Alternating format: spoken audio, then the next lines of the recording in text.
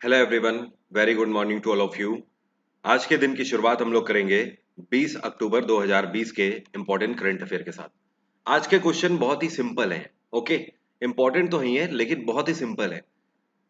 Question को केवल आप एक बार पढ़ोगे, वो क्वेश्चन आपको याद हो जाएगा। ठीक है, तो आज बहुत ज्यादा दिमाग लगाने की जरूरत नहीं है, बिल्कुल सिंपल से क्वेश्चन है सारे क्वेश्चन आज के। वीडियो को शुरुआत करने से पहले आपको बता देता हूं, जो लोग भी पीडीएफ डाउनलोड करना चाहते हैं तो वीडियो के डिस्क्रिप्शन में पीडीएफ का लिंक है, वहां से आप पीडीएफ डाउनलोड कर सकते हो। साथ में अगर आप मेरा टेलीग्राम चैनल ज्वाइन करना चाहते हैं फ्री ऑफ कॉस्ट, तो उसका भी लिंक मैंने वीडियो के डिस्क्रिप्शन में दिया हुआ है, वहां से आप मेरा टेलीग्राम चैनल भी ज्वाइन कर सकते हैं। चलिए शुरुआत करते हैं आज के करंट अफेयर की। पहला क्वेश्चन है आज का, the 8th edition of annual Indian Navy and Sri Lanka Navy SLINEX 2020 has been started in which place. आपसे कह रहा है भारतीय नौसेना और श्रीलंकन नौसेना के बीच में एक एक्सरसाइज की शुरुआत करी गई जिसका नाम है स्लीनेक्स 2020। यहां पर स्लीनेक्स में SL for Sri Lanka, IN for India और EX का मतलब है एक्सरसाइज। तो श्रीलंका इंडिया एक्सरसाइज यहां पर इसका मेन मतलब है। तो इसका 8वां संस्करण आयोजित किया जा रहा है कौन सी जगह पर? ध्यान रखिएगा, इस बार स्लीनेक्स 2020 का आयोजन श्रीलंका में किया जा रहा है। और श्रीलंका में कहां पर? इस जगह का नाम है त्रिनकोमाले। क्या नाम है? त्रिनकोमाले। त्रिनकोमाले में इसकी शुरुआत कब से करी जा रही है? ध्यान रखिएगा, इसकी शुरुआत कल से हो चुकी है। 19 अक्टूबर से इसका आयोजन 21 अक्टूबर तक किया जाएगा। तो 3 दिन की एक्सरसाइज है जो कि श्रीलंकन नेवी और भारतीय नौसेना के बीच में हो रही है। पिछले साल ये एक्सरसाइज कहां पर हुई थी? ध्यान रखिएगा, पिछले साल ये एक्सरसाइज विशाखापत्तनम में हुई थी। कहां पर? Visakhapatnam. Visakhapatnam eastern naval command की ईस्टर्न नेवल कमांड है। और ध्यान रखिएगा, इंडियन नेवी की सबसे बड़ी कमांड है। तो अगर आपसे कभी भी क्वेश्चन पूछ देता है स्टैटिक जीके में कि भारतीय नौसेना की सबसे बड़ी कमांड कौन सी है, तो ध्यान रखना विशाखापत्तनम भारतीय नौसेना की सबसे बड़ी कमांड है। नेक्स्ट क्वेश्चन है, which organisation has published the global tuberculosis report of 2020। अभी हाल ही में ये कौन सी ऑर्गेनाइजेशन है जिसके द्वारा साल 2020 की ग्लोबल ट्यूबरक्लोसिस रिपोर्ट को लॉन्च किया गया है? ट्यूबरक्लोसिस का मतलब समझते हो? एक ऐसी बीमारी जो कि आपके लंग्स को अफेक्ट करती है। आम भाषा में इसको टीबी बोलते हैं। टीबी तो आप सबने आई एम श्योर नाम सुना होगा। तो ये जो टीबी है, टीबी इसी को बोलते हैं, ट्यूबरक्लोसिस को। ट्यूबरक्लोसिस एक ऐसी बीमारी है जो कि आपके लंग्स को तो अफेक्टेड करती है। कई बार ये लंग्स से होते हुए आपके ब्लड को भी अफेक्ट कर देती है और ब्रेन को भी अफेक्ट कर देती है। तो ये इसकी खास बात है, लेकिन वो एक्सट्रीम लेवल की बात हो जाती है। अदरवाइज ये बीमारी बेसिकली आपके लंग्स को ही अफेक्ट करती है। तो आपसे कह रहा है ग्लोबल ट्यूबरक्लोसिस रिपोर्ट 2020 को लॉन्च किया गया किसके द्वारा? इसको वर्ल्ड हेल्थ ऑर्गेनाइजेशन के द्वारा लॉन्च किया गया है। WHO की बात करें तो इसकी स्थापना 1948 में करी गई। WHO का हेडक्वार्टर है जिनेवा और WHO के प्रेसिडेंट है टेड्रोस एडनैन। क्या नाम है? टेड्रोस एडनैन। ILO की बात करें तो इसकी स्थापना 1919 में करी गई थी। ILO का हेडक्वार्टर भी जिनेवा है। और ILO के इस टाइम पे प्रेसिडेंट कौन है? ये है गाय राइडर। क्या नाम है? गाय राइडर। यूनिसेफ की बात करें तो इसकी स्थापना 1946 में करी गई थी। इसके CEO हैं इस टाइम पे हेनरीता H4 और यूनिसेफ का हेडक्वार्टर है न्यूयॉर्क। UNDP का हेडक्वार्टर भी न्यूयॉर्क है। इसकी स्थापना 1965 में करी गई थी। और इसके CEO कौन है? और इसके CEO हैं एचिम स्टेनर। क्या नाम है? एचिम स्टेनर। इसको बोलते हैं क्वेश्चन का पोस्टमार्टम कर देना, क्वेश्चन का एक एक धागा खोल देना। तो ध्यान रखना है आपको, ग्लोबल ट्यूबरक्लोसिस रिपोर्ट साल 2020 की WHO के द्वारा लॉन्च करी गई। एक चीज और ध्यान रखिएगा, आपसे क्वेश्चन पूछ सकता है ये कौन सा देश है जिसने WHO से अपनी सदस्यता वापस ले ली है? तो वर्ल्ड हेल्थ ऑर्गेनाइजेशन का मेंबर US नहीं रहेगा, अमेरिका ने अपनी सदस्यता वापस ले ली है। US WHO में 1 साल का नोटिस पीरियड सर्व कर रहा है। अगले साल जुलाई 2021 से US पूरी तरह से विड्रॉल हो जाएगा WHO से। We celebrated which edition of Raising Day of NSG? NSG का मतलब national security guard. National security guard का कौन सा रेजिंग डे हम लोगों ने मनाया, या फिर रेजिंग डे का आप बोल सकते हो कौन सा संस्करण मनाया? एक तरीके से आप बोल सकते हो कौन सा स्थापना दिवस मनाया हिंदी में। तो इस बार नेशनल सिक्योरिटी गार्ड का 36वां स्थापना दिवस मनाया। NSG की स्थापना करी गई थी 1984 में। मैं यहाँ पर आपका कंफ्यूजन दूर कर देता हूं। आप में से कई सारे लोग अगर NSG को गूगल करोगे तो गूगल करने पर NSG का तो एस्टैब्लिशमेंट ईयर है वो 1986 लिख कर आएगा। लेकिन आपको ध्यान रखना है 1984 में इसका एस्टैब्लिशमेंट हुआ था, 1986 में इसका फॉर्मेशन हुआ था। एस्टैब्लिशमेंट और फॉर्मेशन में डिफरेंस ये होता है कि 1984 में एनएसजी की स्थापना कर दी गई थी, लेकिन 1986 से एनएसजी ने अपना काम करना शुरू किया था। ओके, ये 2 साल पहले एनएसजी का गठन करने में लग गए थे। तो एक तरीके से देखा जाए तो स्थापना दिवस मनाया ना, रेजिंग डे मनाया ना, इसी वजह से इस साल आपको ध्यान रखना है हम लोगों ने 36वां स्थापना दिवस मनाया 1984 के हिसाब से। एनएसजी का हेडक्वार्टर है नई दिल्ली, और अभी पिछले ही महीने एनएसजी के नए डायरेक्टर जनरल बनाए गए हैं। ये कौन है? एस देसवाल, सुरजीत सिंह देसवाल। एक चीज और अगर आप ध्यान रखना चाहो तो रख सकते हो, मैं आपको बता देता हूं। पूरे भारत में एनएसजी की 5 रीजनल हब हैं। कितने? 5 रीजनल हब। कहां कहां पर है? एक है आपका चेन्नई में, दूसरा है आपका कोलकाता, तीसरा है मुंबई में, चौथा है हैदराबाद में, और पांचवा है आपका गांधीनगर, गुजरात। ओके, अब देखो ये किस दिमाग से यहां पर हर तरीके से बनाए गए हैं। मुंबई आपको बताइए फिनेंस कैपिटल है। चेन्नई की अगर बात करें तो उधर कोस्टल एरिया साउथ का सबसे बड़ा यही है। कोलकाता आपका ईस्टर्न एरिया में सबसे बड़ा कोस्टल एरिया है, और गांधीनगर आपका वेस्टर्न एरिया में उधर चला जाएगा, वहां की वेस्टर्न रीजन की सिक्योरिटी के लिए। नई दिल्ली में रीजनल हब नहीं बना हुआ है क्योंकि नई दिल्ली अपने आप में हेडक्वार्टर है। अगला क्वेश्चन है, recently reserve bank of India has imposed rupee 4.5 crore penalty to which bank? अभी रिजर्व बैंक ऑफ इंडिया के द्वारा किस बैंक के ऊपर 4.5 करोड़ की पेनाल्टी लगाई गई है? 4.5 करोड़ की पेनाल्टी रिजर्व बैंक ने लगाई है इंडसइंड बैंक के ऊपर। यह पेनाल्टी क्यों लगाई गई है?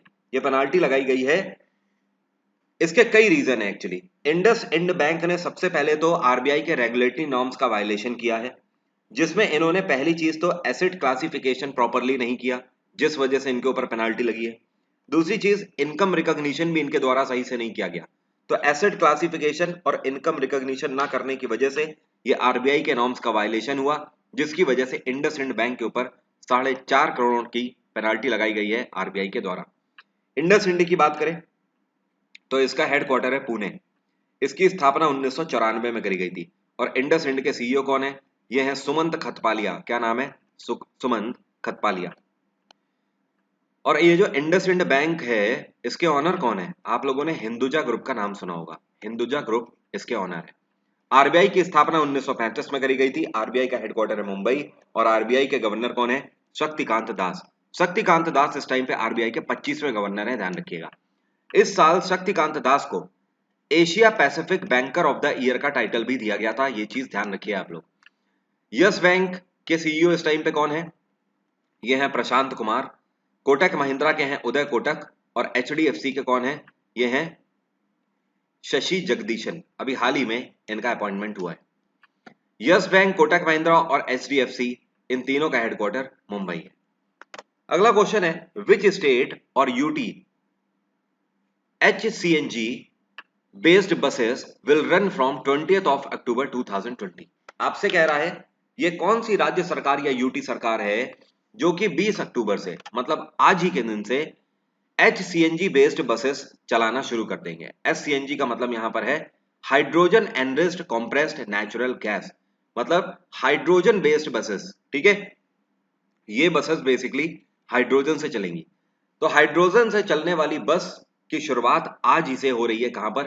ये चलेंगी नई दिल्ली में, दिल्ली सरकार के द्वारा इनको चलाया जा रहा है। आज से कितनी बसेस नई दिल्ली में HCNG बेस चलेंगी? ध्यान रखिएगा, 50 बसेस चलाई जा रही हैं। एक चीज और, दिल्ली भारत की पहली ऐसी जगह बन चुकी है जहां पर HCNG बेस्ड बसेस चलाई जा रही हैं। दूसरी चीज ध्यान रखिएगा, दिल्ली में इसमें हाइड्रोजन भरने के लिए एक प्लांट भी स्थापित किया गया है, HCNG प्लांट। ये भी भारत का पहला HCNG प्लांट है। इसकी स्थापना कहां पर करी गई है? दिल्ली के राजघाट 1 बस डिपो में।